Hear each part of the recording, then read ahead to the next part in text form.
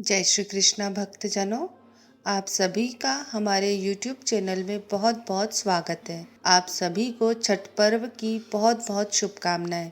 आज के हमारे इस वीडियो में हम आपके लिए लेकर आए हैं छठी मैया की लीला की एक बहुत ही सुंदर कथा।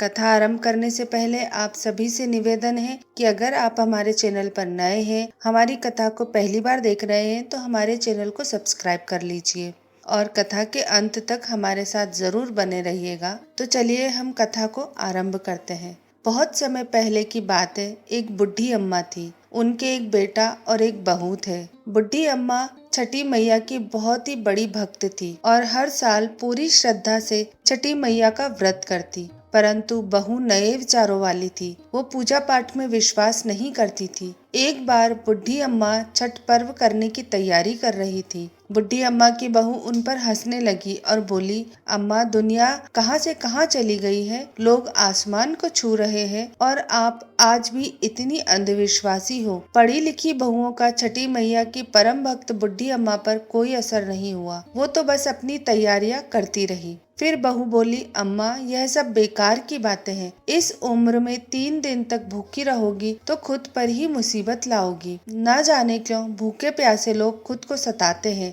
नई बहू की बातें सुनकर बुढ़ी अम्मा मुस्कुराई और बोली, बहू, शादी के बाद मेरे संतान नहीं हो रही थी, तब मैंने इन्हीं छठी मैया के व्रत को किया। तब छठी मैया ने मेरी पुकार सुनी और यह तेरा पति छठी मैया का ही प्रसाद है। तू भी इस वर्ष छठी मैया का व्रत कर। माता तेरी भी पुकार सुनेंगी और तेरी गोद भी हरी हो जाएगी। मगर नए युग की नई सोच वाली बहू किसी का कहा सुनने वाली नहीं थी। बोली, मैं पूजा पाठ नहीं करने वाली। सुंदर पति मिला है, जीवन में हर सुख मिला है, आलीशान घर है, दिन रात मस्त रहती हूँ। पूरे गांव में मुझ जैसा धनवान कोई नहीं है। सासू माँ, इस दुनिया में कर्म प्रधान है। बुढ़ी अम्मा के लाख समझाने के बाद भी बहू पर कोई असर ना हुआ।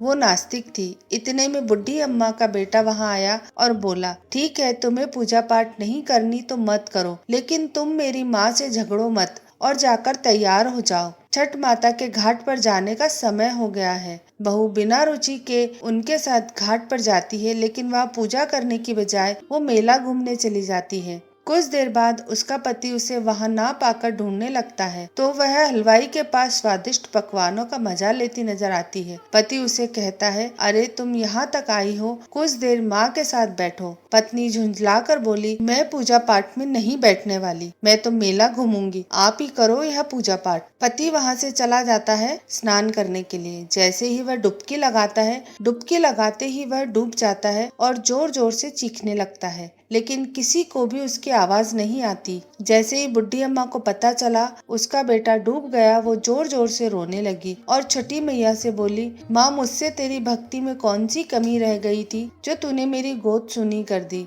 माँ, हमसे ऐसी क्या भूल हो गई। हम तो घाट पर तुम्हारी पूजा करने आए थे, तुमने तो हमारी दुनिया ही उजाड़ दी। माँ, यदि मुझसे जाने अनजाने कोई भूल हुई हो तो उसकी सजा मेरे बेटे को मत दो। ऐसा कहकर बुढ़ी अम्मा जोर जोर से रोने लगी। उधर मेले में शोर मचा के घाट पर एक व्यक्ति डूब गया है। सुनकर बहू दौड़ी दौड़ी वहां आती है और देखती है कि उसकी सास रो रही है और उसका पति डूब गया है, तो उसे सदमा लग जाता है। वो जोर जोर से चीखती हुई बुढ़ी अम्मा से कहती है, मैंने पहले ही कहा था अम्मा, यह छठ के चक्कर में मत पड़ो, सब ढोंग है, अंधविश्वास है। और देखो, आज मेरा पति मुझसे दूर चला गया। यह घटना देखकर सभी लोग मन में छठी माता को पुकारते हैं, हे माँ, इस बुढ़िया की पुकार सुन लो। छठी मैया तो है ही दयालु, माता कभी अपने भक्तों को निराश नहीं करती। इधर पुत्र वियोग में बुढ़ी अम्मा जैसे ही जान देने नदी में कूदने लगती है, तभी नदी में से एक लहर उठती है और उसी लहर में से बुढ़ी अम्मा का बेटा बाहर आ जाता है। यह देख घाट पर खड़े सभी लोगों की आंखें खुली की खुली रह जाती है। बुढ़ी अम्मा खुशी से रोने लगती है।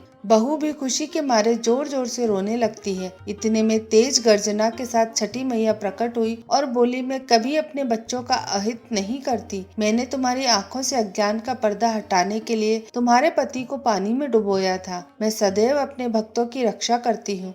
इस कलयुग में जो भक्त मेरी पूजा करता है, मैं उसकी मनोकामना पूर्ण करती हूँ। यह कहकर छठी मैया अंतर्ध्यान हो गई और घाट पर सभी लोगों ने छठी मैया की जय जयकार करना शुरू कर दिया। तो भक्तों, यह थी छठी मैया की एक बहुत ही अद्भुत और रोचक कथा। आपको हमारी ये कथा कैसी लगी, हमें नीचे कमेंट करके जरूर बताइएगा।